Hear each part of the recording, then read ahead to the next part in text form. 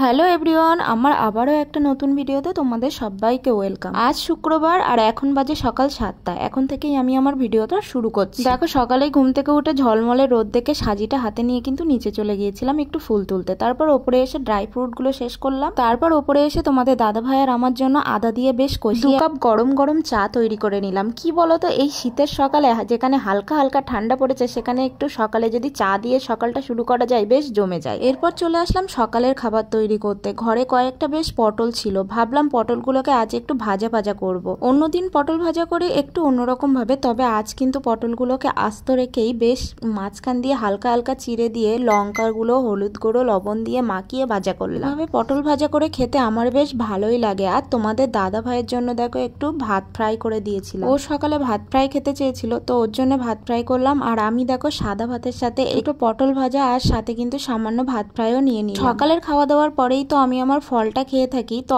আজ মৌসুমী লেবুটা আমি কিন্তু কেটে আর খেলাম না, আজ লেবুটাকে কমলা লেবুর মতো করে ছাড়িয়ে খেলাম। বেশ ভালোই লাগলো কিন্তু, আর ওয়েস্টও খুব কমই হলো। প্রেগনেন্সির প্রথম থেকে এত ফল খেয়েছি, আর এই শেষের দিকে এসে আমার জন্য ফলের প্রতি অরুচি চলে আসছে। আমার আর ভালোই লাগে না খেতে, তবু কিছু করার নেই, খেতে তো হবে। এরপরে চলে আসলাম দুপুরে রান্না বান্না করতে। আর আজকে দুপুরে হালকা করে চিকেনের একটু ঝোল করেছিলাম। দেখো, প্রথমে মশলাগুলোকে কষিয়ে নিয়ে তারপর ধুয়ে রাখা চিকেনটা তাতে দিয়ে কিন্তু জল ঢেলে দিলাম। আর আজকে কিন্তু শুধুমাত্র চিকেনের ঝালই করেছিলাম, অন্য কোনো তরকারি করিনি। দেখেছো তো চিকেনের কালারটা কত সুন্দর এসেছে, আর চিকেনটা খেতেও কিন্তু বেশ সুস্বাদু হয়েছিল। তো চলো দুপুরের খাওয়া দাওয়াটা সেরে নেওয়া যাক। আর এখন তো বিকাল 5টা বাজতে না বাজতেই সন্ধে হয়ে যায়, আর বেশ ঠান্ডা পড়ে। তোমাদের সাথে দেখা হচ্ছে প্রায় অনেকটা সময় পরে। এখন একদম সন্ধ্যা হয়ে গেছে, আর আমি চলে এসেছি সন্ধ্যার টিফিন করতে। শিলিগুড়িতে তো এখন বেশ জাকিয়ে ঠান্ডা পড়ে গেছে। তোমাদের ওদিকে কি খবর অবশ্যই কমেন্ট করো। আর এদিকে দেখো, আমি সন্ধ্যাবেলা কিন্তু মাথায় রুমাল টুপিও দিয়ে নিলাম। আজকের সন্ধ্যার টিফিনে একটু গরম গরম ম্যাগি করে নিলাম। ম্যাগিটা কিন্তু সাধারণভাবেই করলাম, শুধুমাত্র 2টো কাঁচা লঙ্কা কুচিয়ে দিয়ে আর ম্যাগি মশলা দিয়ে। তো আমার কিন্তু ম্যাগি করা কমপ্লিট। আর এদিকে তার সাথে করে নিয়েছিলাম 2 কাপ গরম গরম চা। এই ঠান্ডায় সকাল বিকাল কিন্তু চাটা বেশ খাওয়া। সন্ধ্যার টিফিন শেষ করে আবারও চলে আসলাম রান্নাঘরে।